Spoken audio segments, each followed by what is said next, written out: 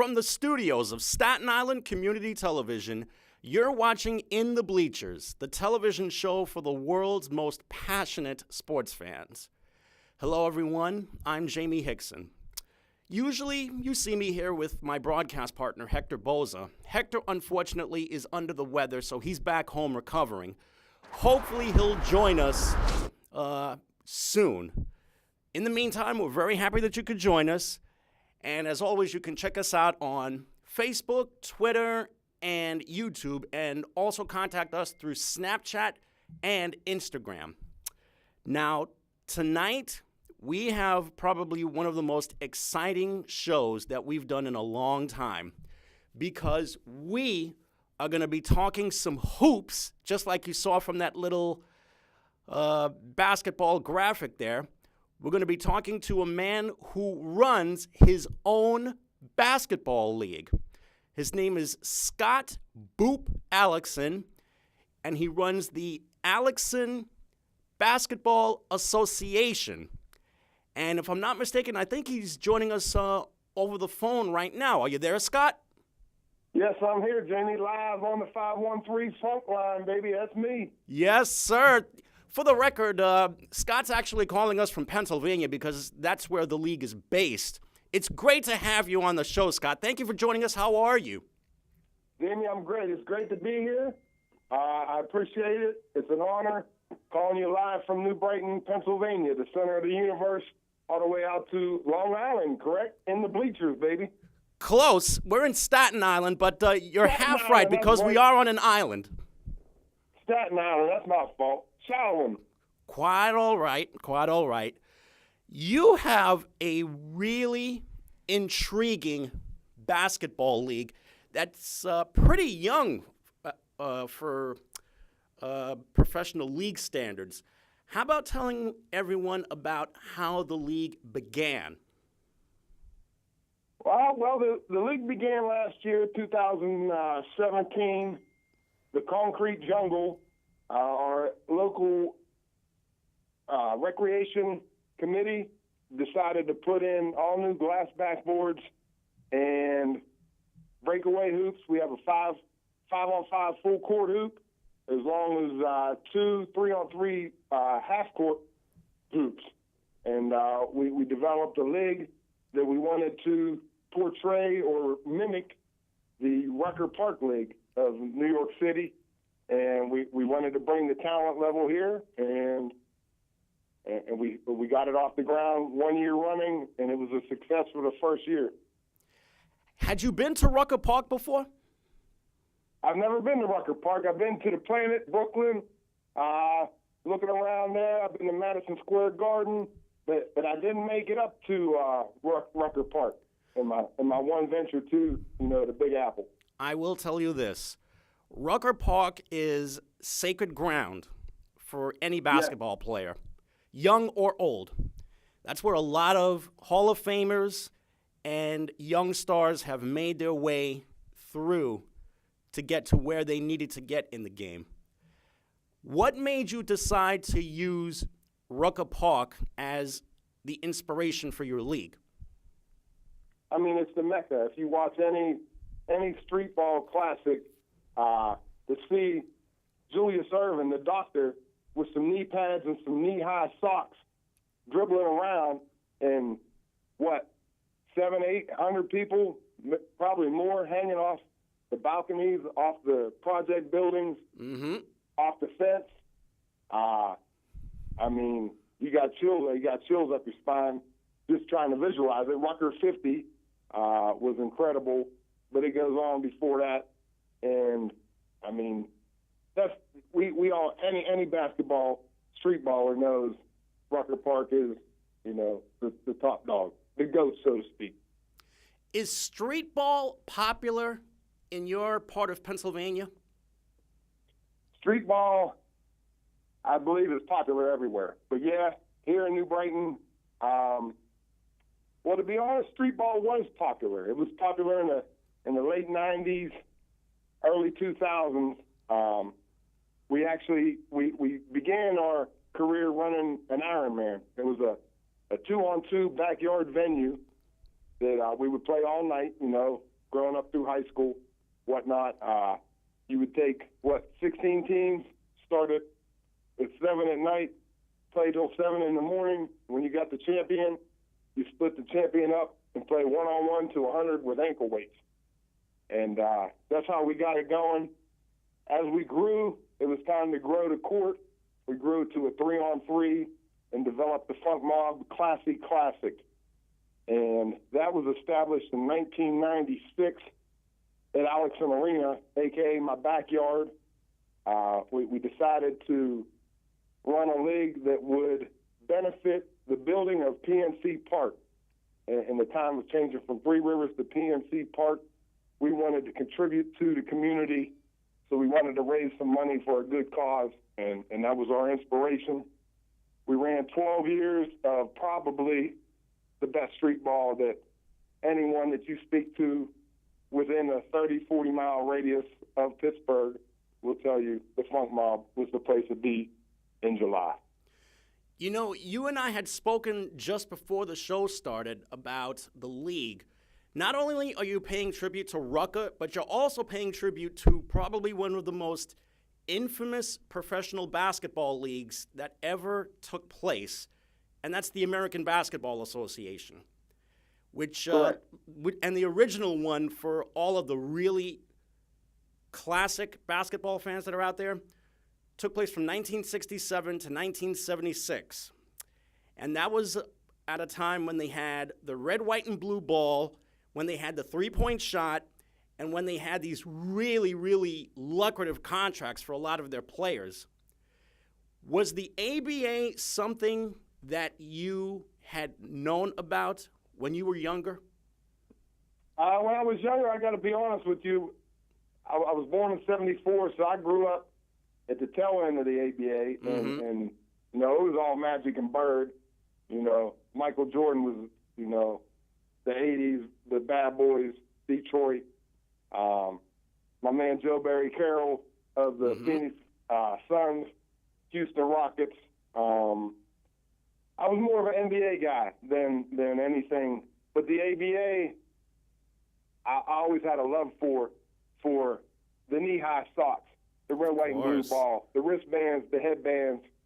To be honest with you, Will Ferrell, Semi-Pro, the movie, is what sparked.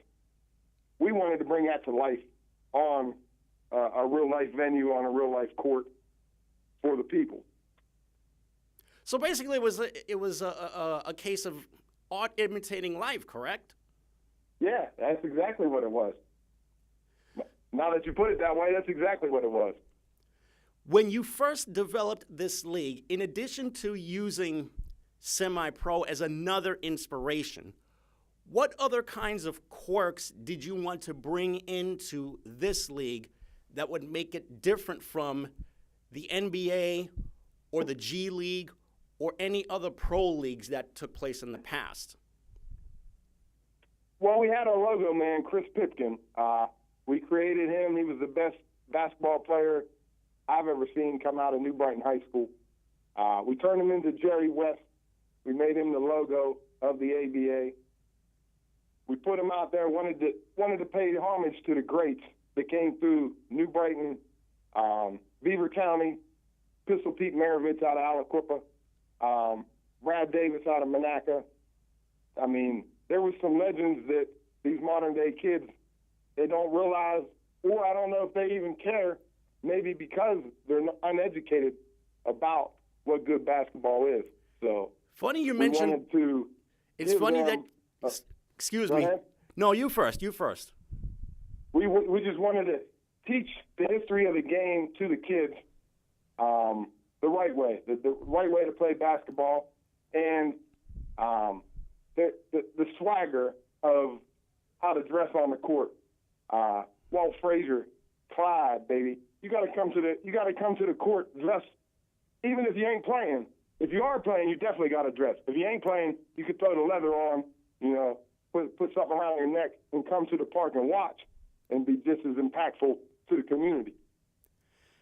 It's really funny that you mentioned Pistol Pete because a lot of people don't know, even though he played a little bit of high school ball and then college ball at LSU, and then played for the New Orleans Jazz and also the Hawks and the Celtics.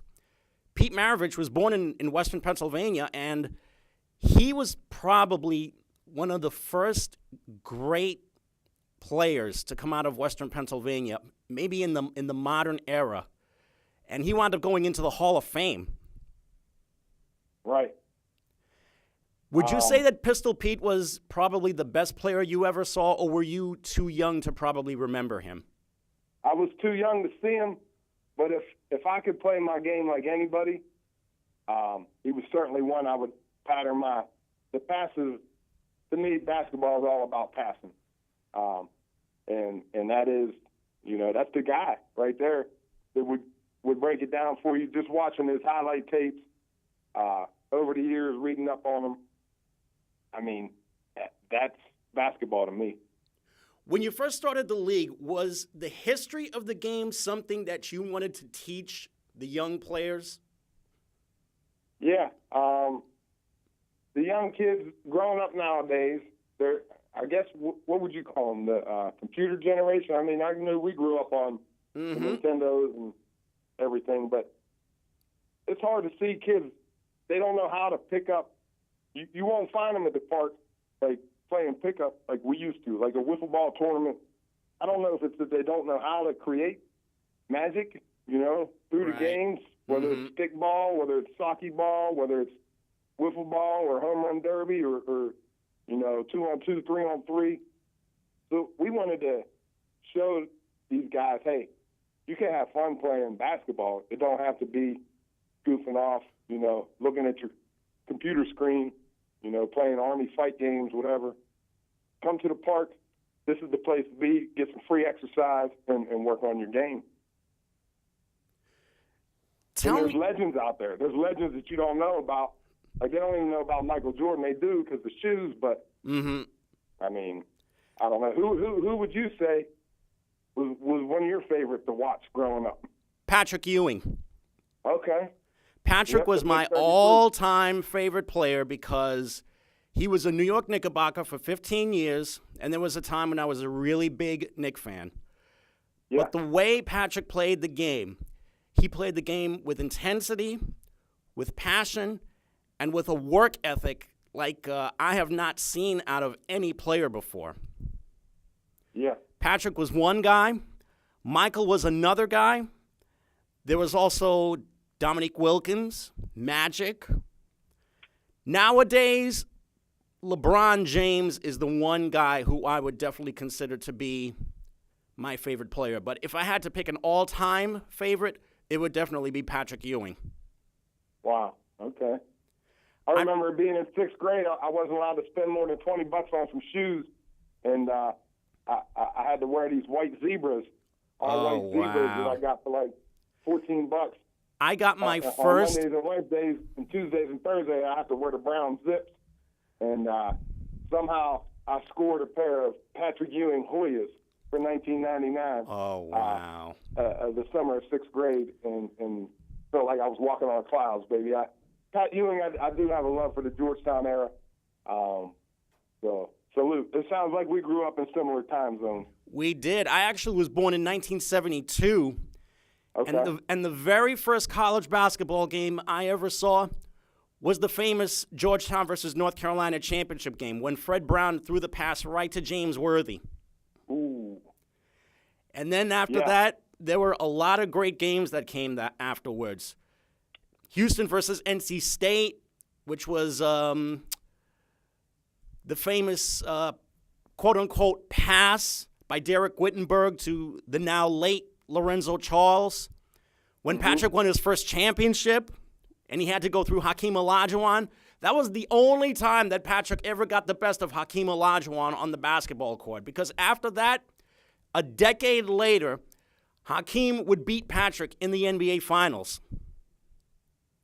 Yeah, absolutely. What great games, though, huh? Some of the greatest games that ever took place.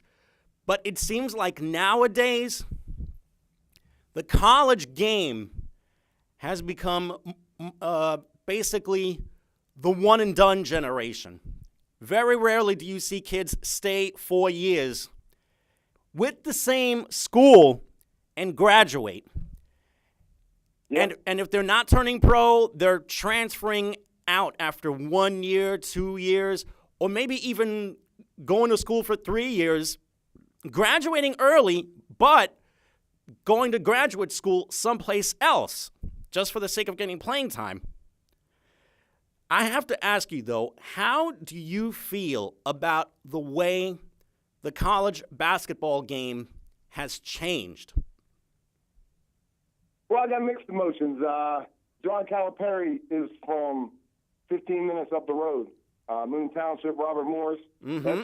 That's us. We're New Brighton. We are, you got Robert Morris, Hopewell, Aliquippa, Center, New Brighton. Mm-hmm. You got a couple others mixed in there, but that's the pipeline right there, and that is a local area. So I respect what he does. If you want to play in the league, you're going to Kentucky. You're going to play for a chance to get into the Final Four, and you're going to go to the pros.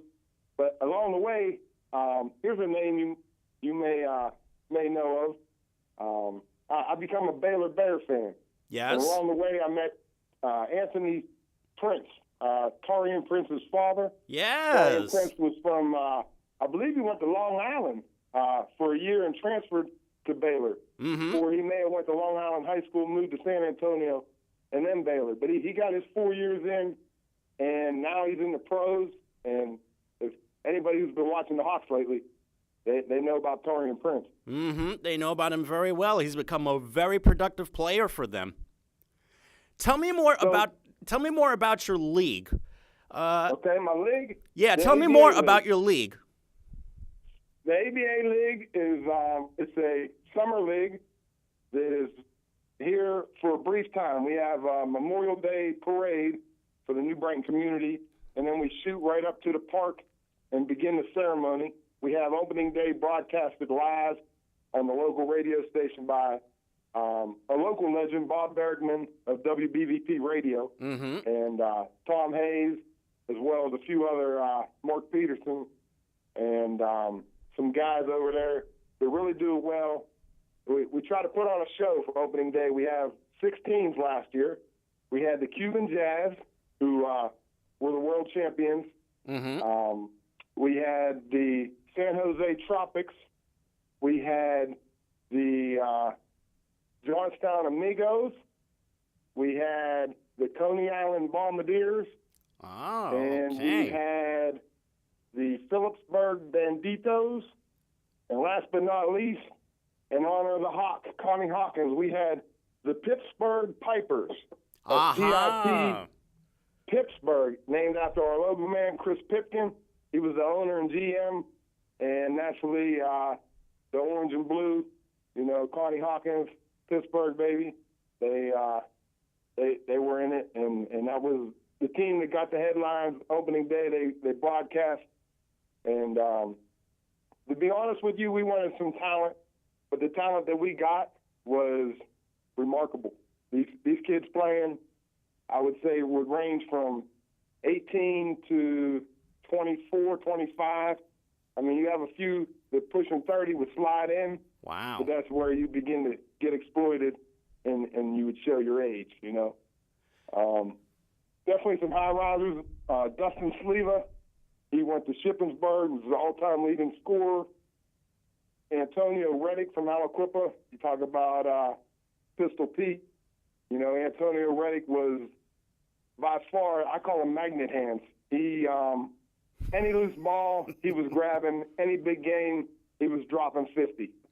Amazing. So he might be your Rucker Park legend to beat right now. He's the MVP. Antonio Reddick, they call him Tone Red, and he played with the Cuban Jazz, but he also plays in the other ABA, which is an indoor hardwood league, the Steel City Yellow Jackets. So shout out Tone Red, man, he's a remarkable player and a great guy. Now, is this particular league the one that has salaries for the players, or is this strictly a league for fun for the players? The league, we didn't want the league to pay any money. We didn't want the people to pay any money who were in it So we went to sponsorships. We looked to local sponsorships and wanted to help the small business owner out while getting helped out at the same time. So we asked donations anywhere from $50 to $1,000, whatever you could do. Naturally, the more boom for the buck, business is booming. You get El Paso. You got the El Paso game of the week. You got the Frontier mini golf player of the game. Mm-hmm. You know, Big Shot Bob's big shot of the game. You know, we had the boot stretcher, the dunk of the day, the pork slap, Papa Wood boot stretch of the game. You get dunked on, you get that award, and you get a boot tossed your way. More or less the typical term, you got your boot stretched. One thing you don't want to do at the ABA is get your boot stretched. That is so cool. So how long does the you already mentioned that the league goes from May until July, correct? Yeah, we go from May, we go 8 weeks, mainly doubleheaders on Sunday, and then Wednesday we'll have a game of the week in the evening. We didn't want to monopolize the court all summer long, and we wanted to let the family guys handle their family business. So we would go hard on Sundays, and you would catch an occasional game of the week on a Wednesday. Mm-hmm. All in all, I think it was 8 to 10 games per franchise, and beyond that, we had the playoffs. You know, we had 6 teams go in, top 4 made it. We had a best of 3, and then your championship. So, just out of curiosity, does the league have its own draft? The league did not have its own draft. It was a franchise. I also moonlight as the GM of the Cuban Jazz, and I made a call to E.J. Blackwell, Mm-hmm. a local star that I knew was good from back in the day. He put together a nice little squad, more or less rounded them up. But each franchise, you have to monopolize your own coaching, your own scorekeepers, your own film directors. You know, the sky's the limit in the ABA. Do all of the people associated with each of the teams volunteer their time? Yeah, there's a nonprofit league. Actually, we scrape just like the old ABA, man. We scraped to get by, and it took us a while to get out the red. We didn't want to show up at the park with some wishy-wash mesh jerseys, so we went to Intrepid Sportswear, got custom made, stitched, inside, outside reversibles. So every team had 2 jerseys, 2 shorts, and they were state of the art. You know, I would put them up with. You could put them in NBA.com, and I bet Antonio Reddick jersey would sell just as much as the Greek Freaks, baby. Wow. So, in total, how many teams are in the league? The league has 6 teams. We're looking for expansion. We're looking for owners of 2 additional franchises this year. Mm-hmm. And one franchise who we're trying to get is the Lovetron Straight Perms. As in Planet Lovetron. Yeah, for Planet Lovetron. For Daryl Dawkins. Corey Love, an old New Brighton jump shooter and funk mob OG legend. Every town name has a meaning dedicated towards a New Brighton legend, but also to an ABA legend. So it's deep. There's subliminals for every franchise. The Lovetron Straight Perms would be naturally for Chocolate Thunder, Daryl Dawkins, as well as Corey Love. We're looking for an interested buyer to step in and manage that team and expand to 8. We also have the Walkerswood Irimon. Mm-hmm. We want to go international, so Kingston, Jamaica, Walkerswood, John Walker, number 33, the 7-footer from 1989, New Brighton. He was Skywalker before Skywalker of the Knicks. Oh, there we go. Now, you mentioned that you have 6 teams. I think I might have heard that there was a team from Coney Island, as in Brooklyn. That's in that's in the league, correct? Yes, Coney Island Bombardiers. They are a hot dogging, three-point shooting superstar team. named after Greg Sircone, thus Coney Island. He may be the best pure shooter I've ever seen in person. Wow. You walk up to him, you see him on the streets, you would probably bet your wallet and half your house that you'd go in the backyard, and he wouldn't make 90 out of 100 threes. And I've seen him before my own eyes do it, and next thing I know, you're living under the bridge in a box. The guy's remarkable, but low-key, just a pure shooter. The white Craig Hodges, I would say. Wonderful. Just out of curiosity, do you take one-and-dones from the college game? One and done. So you're saying if you went to college for a year, then you come to the ABA? Mm-hmm. In the summer of going pro? Yep. We take anybody with game. Good. So if you come in and you want to go one year in college, we had Maverick Rowan of NC State come up. He was on the Coney Island roster trying out with the NBA. Actually, previously you asked me if we did have anybody in the D-League. I did overlook Maverick Rowan. He showed up. His father, Ron Rowan, was a New Brighton superstar back in the day, went to St. John's. But Maverick Rowan, he was there. He was on the roster, but he was getting some looks at the G League or the D League.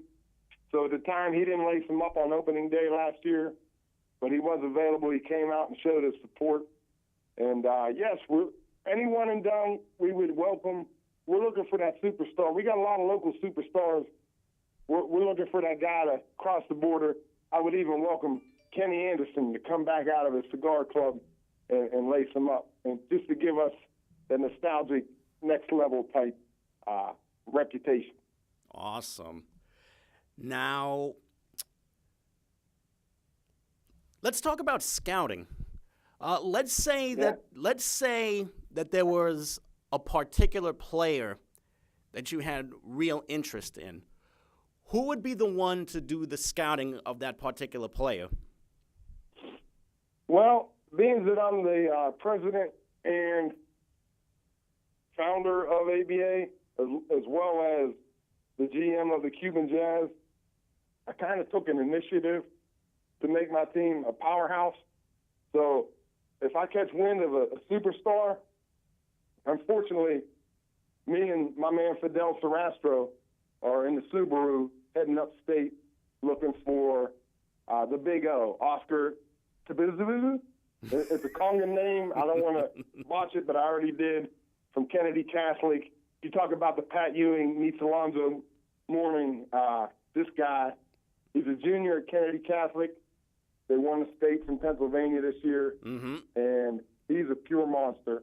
So we went up and scouted him, JoJo Bodine and Maceo Austin, and they're all underclassmen, so they'll all be back next year. They won their second state championship in a row, and it's the initiative like that.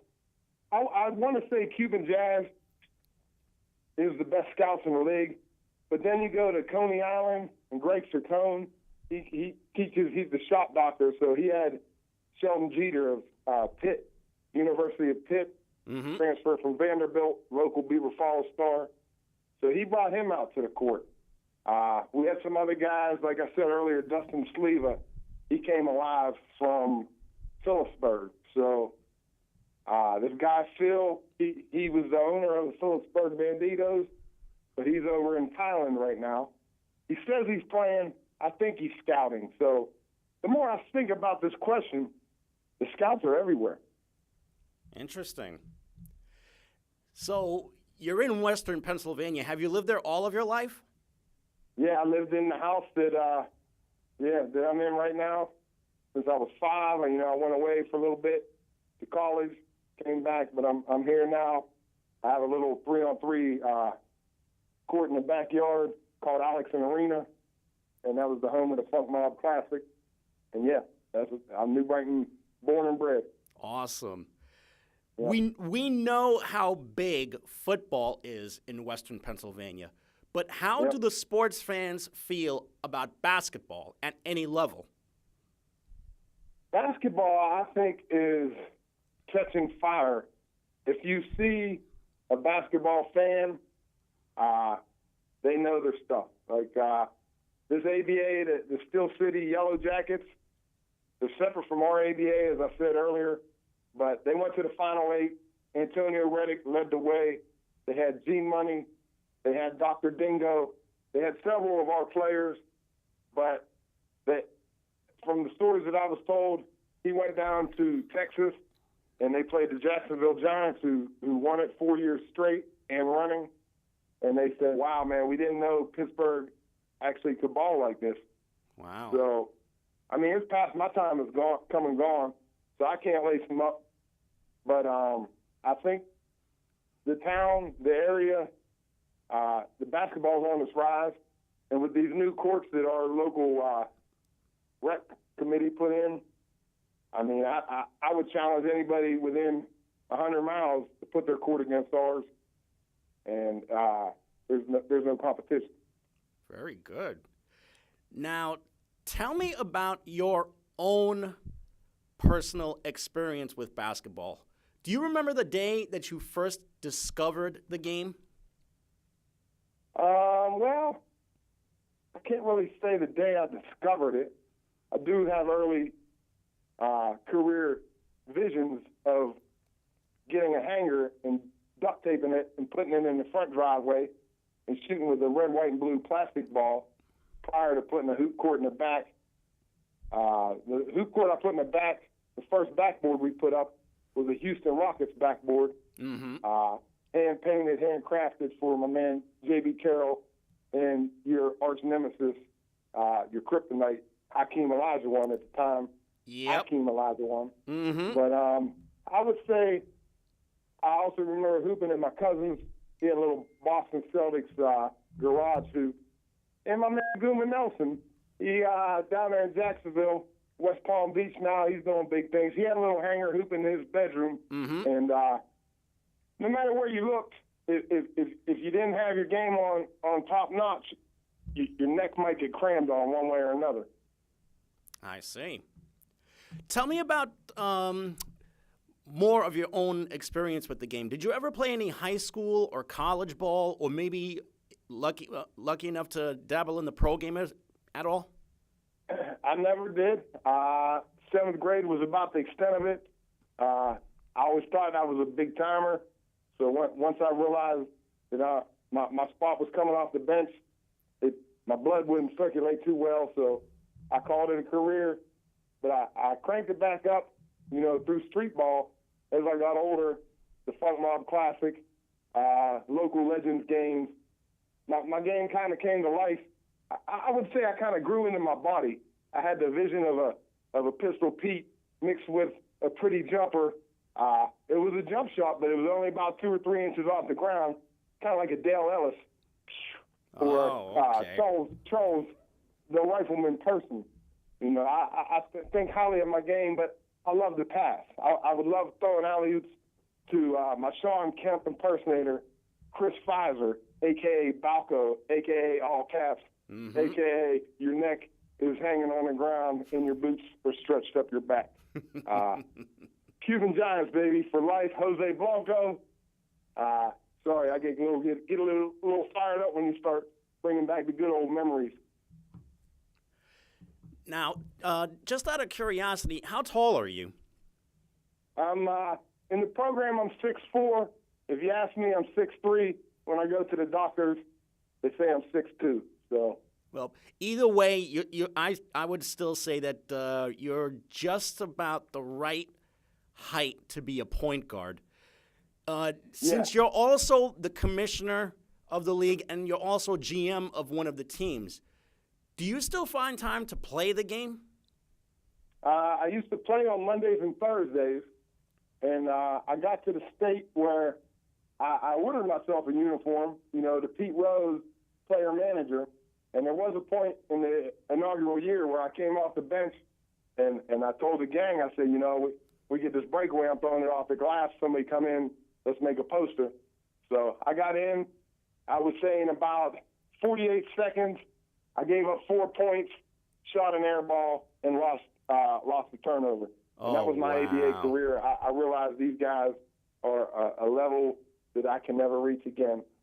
But I did come out in the Connie Hawkins Legend game later in July when I was a little more comfortable with the summer heat, and I did prevail with guys my age, with the legends, the 30s, the 40s, the 50-year-olds. We had a nice Legends game for Connie Hawkins, and I was satisfied with my performance on that evening. Now, didn't Connie Hawkins win an ABA championship with the team that was in Pittsburgh? Yeah, the Pittsburgh Pipers in, 67, the inaugural year. Mm-hmm. They won it. And then they, for some reason, they moved to Minnesota. And then they came back as the Commodores? I think they were the Condors. The Condors, yeah. I got my music mixed up with my game. Hey, quite all right. I attribute that to this Funk Mob coffee stout from Petrucci Brothers that I'm sipping on during this beautiful conversation we're having.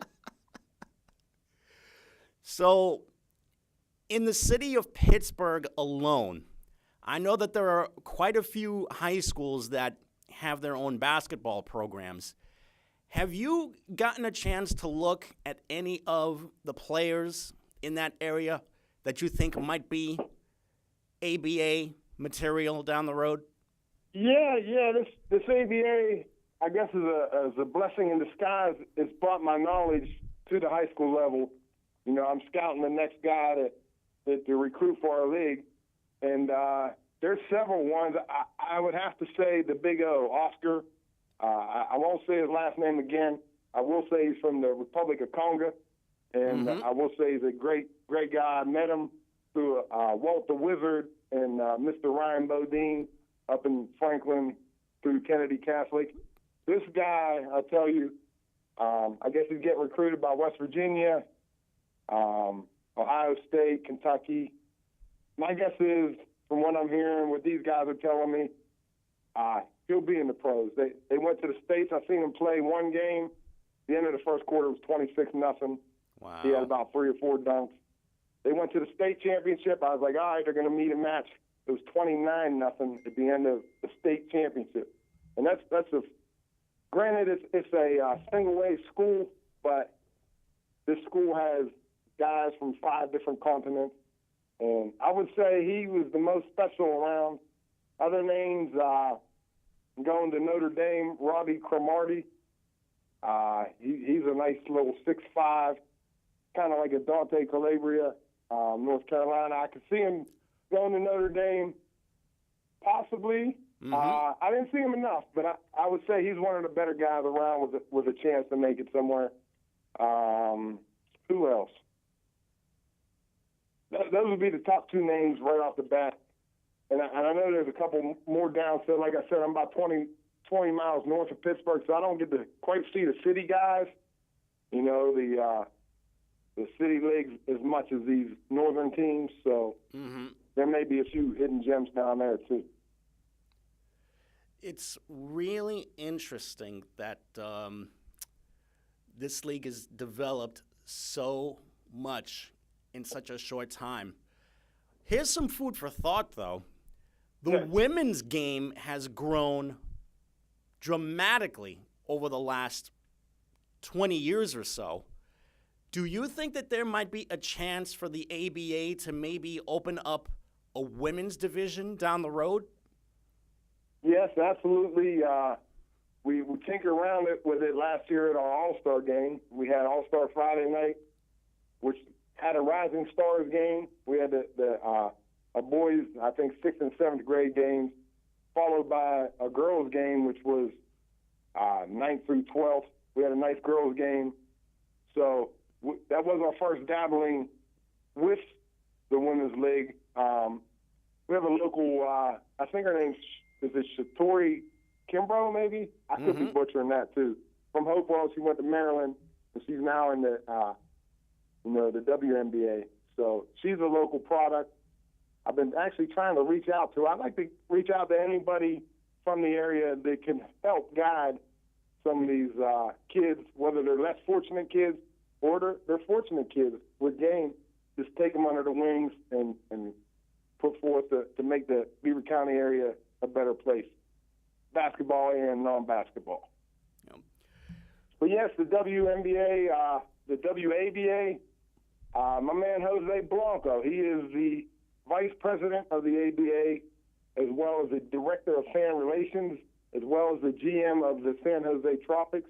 Mm-hmm. He has a daughter, Taylor Kirshner, who she's really good. If she would happen to hit a growth spurt or just get her game to the next level, she still has time in high school. You could see that name surfacing, up in the Phoenix Mercury area someday. Very good. Yeah. Now, with you being a guy who wears two different hats, one as the commissioner of the league and one as the GM of one of the teams in the league, have you found time to watch basketball on television or maybe at the arena at all? And if so, what do you like to watch? I'm a Baylor Bear fan to the heart. I would usually go and throw my third cap on as Prince Fredonia and heckle the West Virginia Mountaineer faithful whenever the Baylor Bears do travel east and we go to Morgantown. So I try to watch every single game of Baylor. Coach Jerome Tang, Coach Scott Drew, they have been great to me along the way. Torian Prince, and a number of guys, Pierre Jackson. That's a guy who I meet at the Concrete Jungle. Pierre Jackson, if you're listening out there, come through the jungle, sign a 10-dayer with the Cuban Jazz, and let's put on some posters for these young men. There you go. And women. Now, is there a hope or a goal that you've set for yourself and for the rest of the league? And if so, what would it be? I would say the goal of the ABA is to create a high-flying attraction to watch, to come out to the park and watch. But in doing so, we wanted to bring aboard like internships for basically a league. If you're in high school and you're into sports marketing, you're into television, radio, come out, get involved. We'll find a job for you, get you a little internship. I'd like to do this for 3 or 4 years and step out and become a fan and let somebody take it over, some of the young blood. But have a nice league for the community that you could go down and watch. I mean, like I said, these courts are tremendous, and I don't want to take all my time up. I'm donating a lot of time right now to get it off the ground, get the spaceship up in the air, and see what happens. It's funny that you mentioned wanting to make way for someone younger down the road. What's the average age of the players in the league? The average age, I would say, is between 18 and 24. Okay. Are you looking to maybe get some more veteran players into the league, or is the 18 to 24 bracket something that you're focusing on only? As a GM of the Cuban Jazz, we aim towards that area because I want the game to be above the rim for my team. Now, there are some feisty veterans out there who could bang you in the post and throw the hook up, which I do appreciate and would welcome to the ABA. They're just few and far between because as the age goes up, the reaction time goes down, and you do get exploited, especially by the Cuban Jazz, which, while I'm here on the air, I'd like to announce the Cuban Jazz changed his name from the Cuban Jazz to the Cuban Jazz Traveling All-Stars and Motor Kings. Now, you had a really interesting story that you told to me before the show signed on about how the Cuban Jazz got their nickname. Yes. And it turns out the Cuban Jazz were actually named after the Cuban Giants, who played Negro League Baseball all those years ago. Yeah, the Cuban Giants was a Funk Mob 3-on-3 team that I was a part of. We walked into a local Gabriel's, if you will, and was looking for some fresh, flashy uniforms. We found 4 of these Cuban Giants, brown and burnt orange, beautiful. So we purchased them. We came to the courts. We were the Cuban Giants. We won ourselves a title. We looked into it a little bit more. It turned out it was an old Negro League baseball team. And since then, we're always trying to pay homage, give credit to those who came before us, not in only basketball, but history, and including America's pastime of baseball. So we gave that, and in the year coming up, we went from the Cuban Giants to the Cuban Jazz in honor of Pistol Pete and the New Orleans Jazz. Can you go over once again the names of the teams that you have in your league? I already heard the Cuban team that's on there, and also a team from Coney Island. Who else do you have in your league? In my league, we have the Cuban Jazz, we have the Coney Island Bombardiers, we have the Pittsburgh Pipers, we have the Johnstown Amigos, the Phillipsburg Banditos, and then we have a few guys up. Like I said, we had the Walkerswood Irimon, the Kingston Hustlers, and the Lovetron Straight Perms, all waiting in the wind, as well as the Williamsport Condors. 4 teams on the horizons. So you have expansion coming up. We have expansion coming up. We just need the owners and the interest to, take the franchise. If you want to own a franchise and you're from the area, 724-513-FUNK, or any social media outlet, track us down, and we're looking for interested general managers. But I'd say between 6 to 8 teams in this season is what we're looking for. Very good. And you're strictly going to be over the summer, correct? Yeah, it's a short season. Memorial Day, May 28th through, we want to end it before the July 4th so the families could enjoy the holiday with themselves and the champions can parade around with the hardware. And it's strictly going to be outdoors? Outdoors, yep. If it rains, we buckle down and run quadruple headers on the following Sunday, or we just mix it in throughout the week. Does it get frustrating having certain games postponed because of weather? The most frustrating one was last year, the All-Star game. We had the Rising Stars got in, the women's game got in, and then we had a beautiful dunk contest set up. Chucky Humphreys versus Dr. Dingo versus Chase McGlure, the white astronaut, and 2 others. But it started sprinkling, so we had to take it inside to the middle school gym. And we're an outdoor basketball summer street league, so that was the most frustrating one. The other ones we could get around with, but when the stage and the lights were on, we had to go inside, and that one kind of hurt. I'm curious to know more about some of the players that have made their way into the league, specifically their backgrounds and what parts of the country they're from. Tell us about some of the players that you know of and how they got their start in the game. I'll go with the dunk champ, Chuck Humphreys. He was from the Aliquippa Quips state champion team. I think they went 30-0, and we were doing a show with Bob Bergman and WBBP Radio, and he mentioned you guys should sign Charlie Humphreys. Great guy, great kid with game. So we went and scouted him. We got him. Other than that, we have, like I said, Antonio Reddick. Let me talk about some guys other than the Cuban Jazz. We'll go outside, and Antonio Kellum. He was one of the hottest free agents. He had originally signed with the San Jose Tropics and was stolen by the Phillipsburg Banditos. Wow. And in the pregame conversation, I had mentioned it. Sometimes a trade does not have to involve player for player. Sometimes, a quarter case of MGD or 240s of St. Ives will get the deal done. And Antonio Kellum wound up in the Phillipsburg Banditos locker room and wearing the red, white, and green, and the rest was history.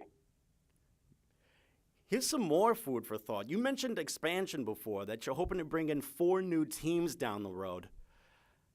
How much further do you want to see the league grow? Do you want it to grow maybe across the country, or would you like to keep it just within Western Pennsylvania? The sky's the limit. This summer league is for Western Pennsylvania. It's for Beaver County, New Brighton, and the surrounding areas.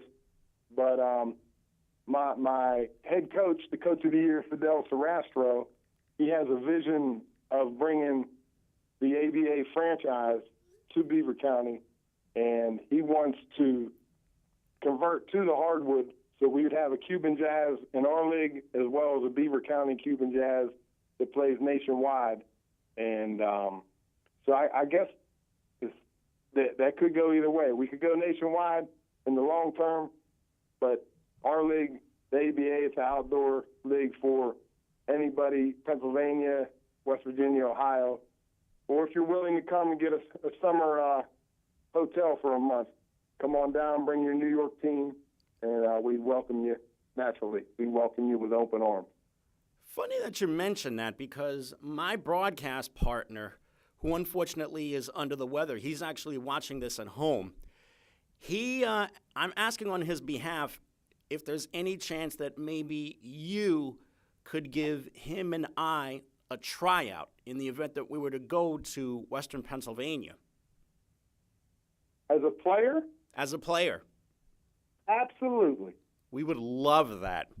I've been Absolutely. Because yeah. I've only been to Philadelphia, and I've never been to the Pittsburgh area before. I've always wanted to go. Now I might have a reason to go, not just to watch this league in person, but hopefully to participate in it. Not only could I get you a tryout, but I could get you a 3-day weekend contract. And we could get you on the court, and it'd be up to you to work your way out of the court in quicker than my 48 seconds, or stay in and fill your stat line with, jewels and gems. That would be great. We would love that, Scott. So Hector and Jamie. Jamie. Now let me ask you this. I know you're a Caucasian. Are you Slovak? Well, I'm not really sure what that means, so you're gonna have to explain it to me a little bit further. Slovakian. Are you Slovakian? Slovak. Actually, I'm Dominican. Dominican. Yes, I am. Okay. Because I thought there was going to be a little hitch in the giddy up. Fidel Sarastro has a new policy where he does not like to employ Caucasian workers on the hoop court. Oh, really? For some reason, it's reverse racism at its finest. And for some reason, we had Money Ray. He was our young stud, a nice German Croat with game that dunked in the game, looked beautiful. He's a junior. He's going to be a senior. Mm-hmm. But live on the line right now, Money Ray, if you're listening, I think the pink slip's coming, buddy. But he does not know that yet, and hopefully he does listen. Maybe I need to make that call in 8 minutes here when we get off. But, yes, you Dominican, and I know Hector, that sounds like some Spanish blood to me, right? Yeah, he's Puerto Rican. We're international. So, yeah, the Cuban Jazz will get you 3-day contracts, and if you flourish, you're welcome. You may end up winning some hardware. Awesome. With the Cuban Jazz traveling all-stars and Motor Kings. That would be so cool. Well, yes. I do have to ask this. With the high amount of youngsters that are turning pro nowadays, let's say an 18-year-old prospect came up to you and he insisted he's ready for the big time. What advice would you give him? Would you tell him to go ahead and turn pro, or would you tell him to be at least a one-and-done player first? I would tell him to follow his heart. I think I told somebody else that before. His name was Isaiah Austin from Baylor. Wow. I advised him. I was speaking to him whether or not he took any of my information to heart or not. I said, follow your heart. If your guys and your buddies are at Baylor, come back for another year. He did. Unfortunately, that's when he was told that his eye did not give him the opportunity to be an NBA player. So I would never discourage someone of following their NBA dream if that's what it is. But at the same time, it's not all. You may go NBA and you may get cut and you may be working at Walmart stuffing shelves, which is fine. But enjoy your college time and your buddies, because that can't be replaced. You know, it's a job out there. It's an entertainment world as well as you got to work on your craft at that level. So you may want to become an adult quickly. You may want to hit the pros, but be careful. Enjoy the ride. You know, if you got game, me, myself, if I was doing it, I'd go to college for a year or two, cool out, learn some grades, and dominate at that level, and then go, you got 10, 15 years in the pros. That's how I would do it. But it depends. If you're struggling on the money, buy mama that Cadillac and buy wifey that souped up, you know, whatever she wants.